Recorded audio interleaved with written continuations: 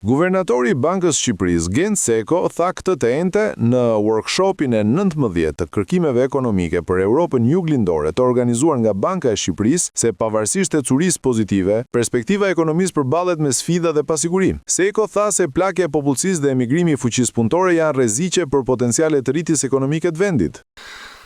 Të dhënat makroekonomike në vend tregojnë për një curi pozitive të rritjes ekonomike, shoqëruar me një klim të favorshme për zhvillimin ekonomik afatgjat, të mbështetur nga stabiliteti monetar dhe financiar.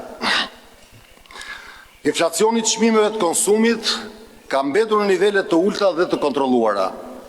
Kushtet monetare dhe financiare janë përshtatshme dhe bilancet e sistemit bankar janë të shëndosha, duke shërbyer si një shtyllë kyçe e stabilitetit makroekonomik dhe një partner aktiv në realizimin e objektivave të zhvillimit të vendit. Megjithatë, siç e përmenda edhe në fillim, ekonomia shqiptare, por edhe ajo globale, po përballen me pasiguri të shumta dhe një sër sfidash të reja që kërkojnë një qasje strategjike dhe fleksibilitet të politikave makroekonomike.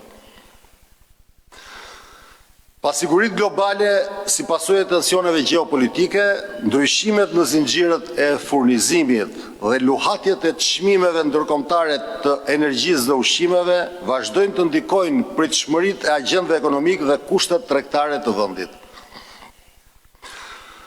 Njëkohësisht, tranzicioni drejt një ekonomie më të gjelbër dhe digjitale kërkon investime të mëdha publike dhe private, rritje të produktivitetit dhe përshtatje të strukturës së prodhimit.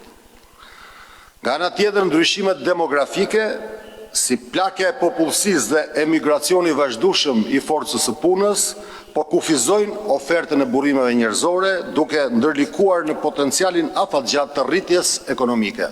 Seko theksoi se nevojiten reforma të rëndësishme transformuese për të rritur produktivitetin përmes inovacionit, investimeve, rritjes së konkurrencës, ngritjes së strukturave më të mira digjitale dhe përfshirjes më të gjerë financiare e ekonomike.